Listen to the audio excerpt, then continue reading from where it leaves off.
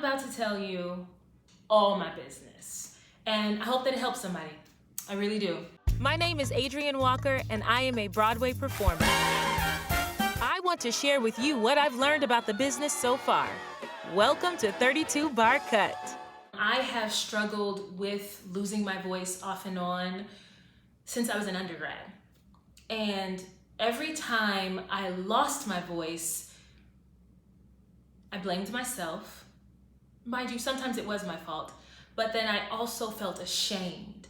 And that's really what I want to talk about in this video, is the shame that surrounds vocal health. If you are a fellow singer like myself, maybe you have felt this shame when you've lost your voice, and maybe as a community we can come together and start supporting each other instead of whispering about each other and making our peers and our fellow actors and singers feel, you know, pretty bad, pretty terrible about losing their voice. So here's my history. If you don't know, I went to Spelman College. I studied classical voice, and the first time I lost my voice was my sophomore year. Now, there were a set of circumstances that created that first instance of me losing my voice. One, I was living on campus for the first time. I was partying. I had just pledged SAI, Sigma Alpha Iota fraternity, musical fraternity for women, and I was not sleeping. I was taking a semester of organ, which I got a C in, my first ever and only C. And I was overextending myself, so I lost my voice. My mom took me to the ENT. Yes, my mom took me to the ENT in undergrad. I'm from Georgia, so I was only like a 30-minute drive away from my family home. And I was under her HMO, so it wasn't the best medical plan. The ENT scoped me and said that there was swelling on my vocal cords and that I should stop singing. And I told them that I was a music major, and they were like, yeah, you should probably just pick something else to do.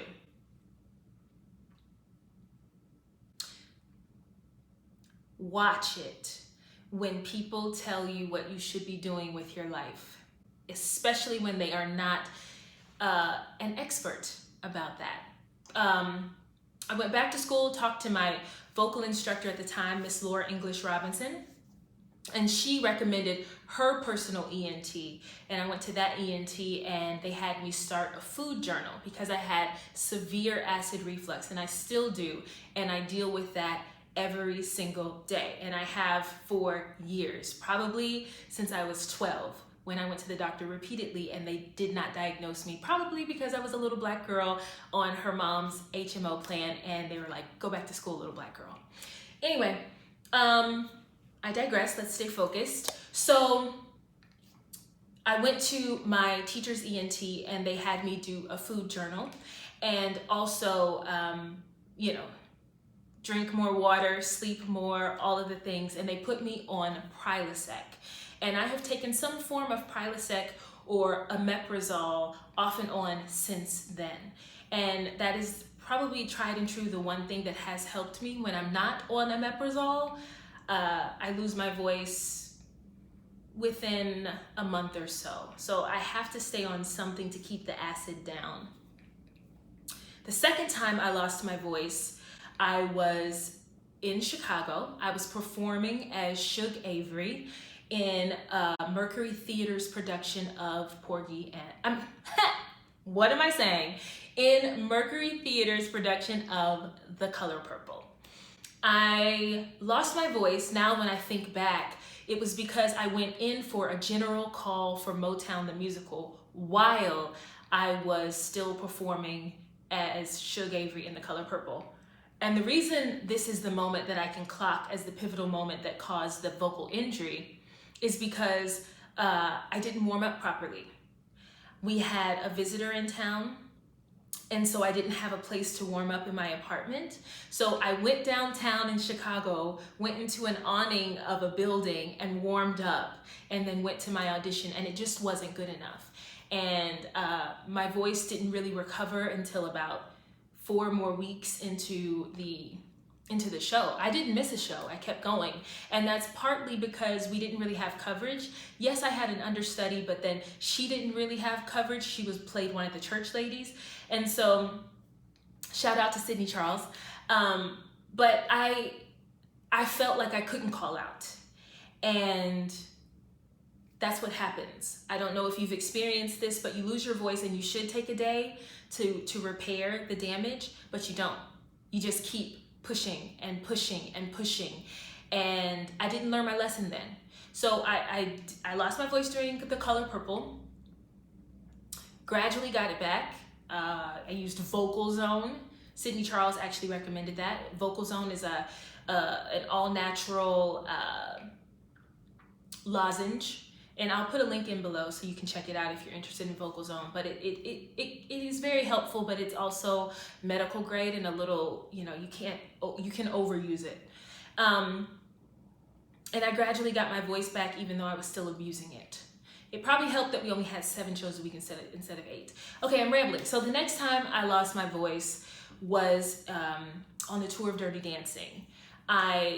I probably just was fatigued from all the traveling that we were doing because I was doing pretty well. I hadn't called out except to go on my Lion King audition, and I was doing pretty well, but I got laryngitis and it wasn't getting better. So I went to an ENT and they told me to take a few days off. So I did. I took a few days off and I didn't speak. I didn't speak the entire time. Anyone that was on Dirty Dancing with me, Alana or Sean, who I was staying with in an Airbnb during that time, they know I didn't speak to anybody. And that helped, and I got my voice back, and I finished out the tour, went off to do The Lion King, and then a year later, I started to lose my voice again. And at this point, I'm pretty frustrated, and I'm starting to lose confidence in my ability to sustain myself as a performer. And what's sad about that is that I wasn't allowing myself to be human. Here I am working constantly, year after year after year, 8 shows a week, sometimes traveling, under stress, and I wasn't allowing myself to be human. People are allowed to fall, to break, to take a break. We're allowed that. It's okay. I think that we put a lot of pressure on ourselves to keep going because we feel like if we call out or if we take care of ourselves, then we're weak. It doesn't mean that you're weak. It just means that you're human. So I talked to my castmates. Benita Hamilton recommended her ENT. His name is Dr. Salika, and he works at the Sean Parker Institute for Vocal Health. And so I went to Dr. Salika, and he scoped me, and we chatted, and he talked through my symptoms, and he told me that I had a vocal injury, and that I had probably had it for some time, and that he couldn't pinpoint, because I was a new patient of his, that he wouldn't be able to pinpoint exactly when it occurred or how long I had been managing it, but that it was being exacerbated by overuse. And that there was no cure for it, no remedy, no surgical procedure or anything, except to get into vocal therapy. I didn't know that vocal therapy was a thing. I know that there's speech therapy and that there are vocal teachers and vocal coaches, but vocal therapy was new for me.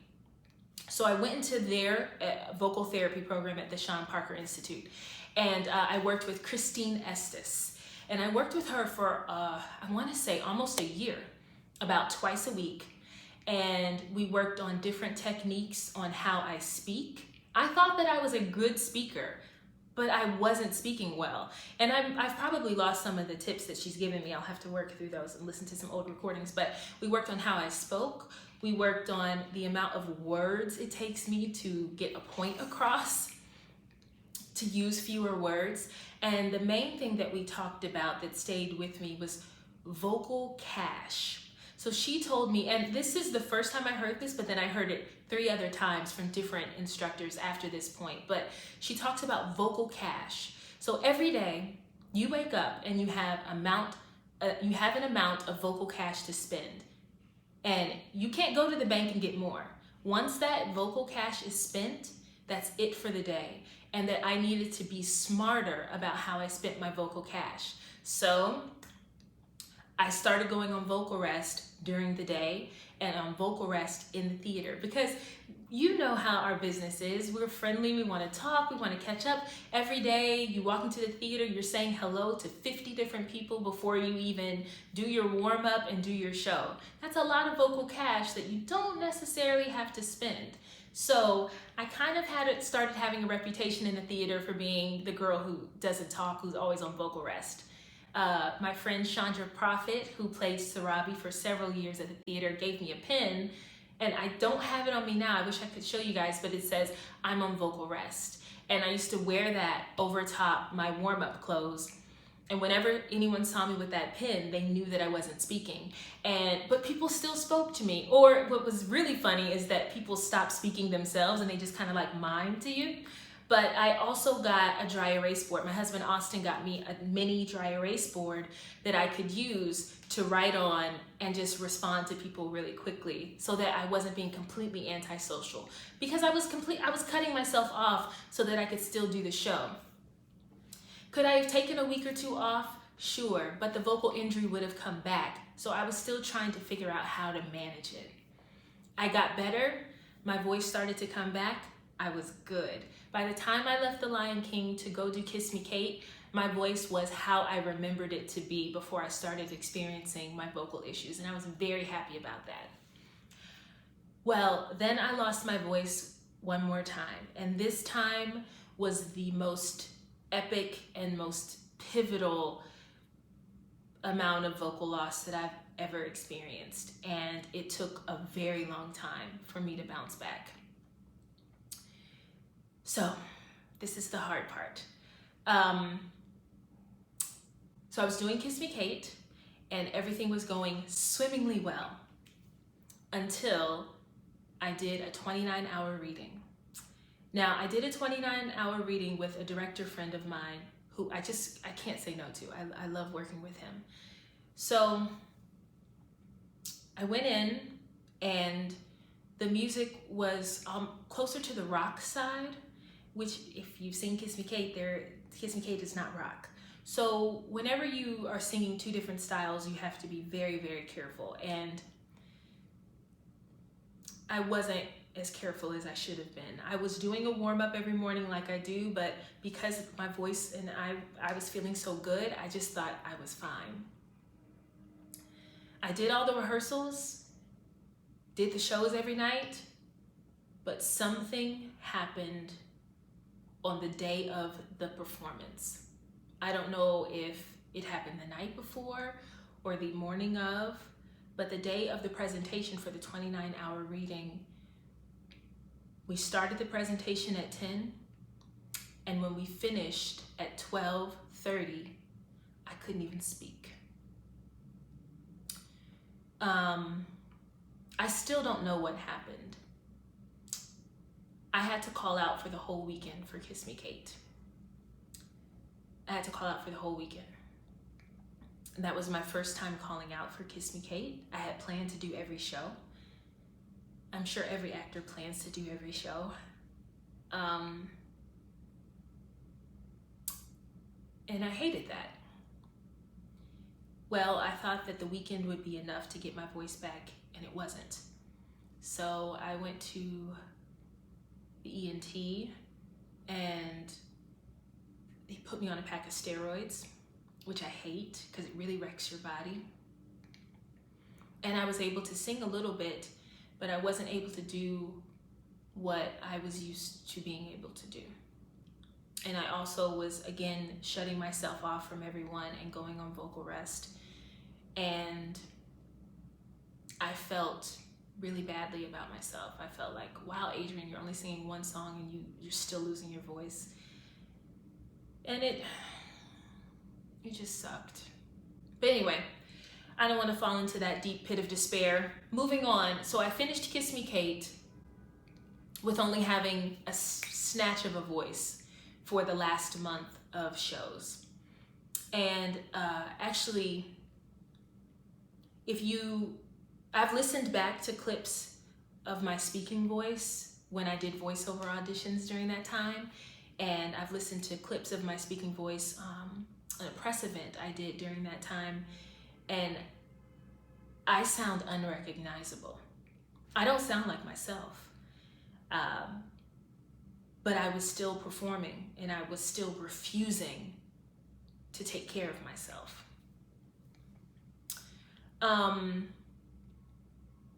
So I finished Kiss Me Kate and I had 2 weeks off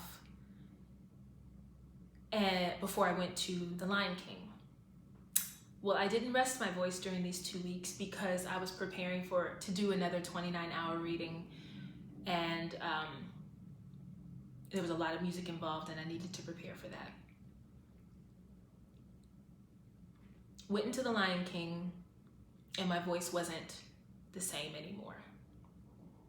And I probably was in The Lion King for, I want to say about 3 or 4 months, just struggling. I don't think I called out very much at all, but I was struggling.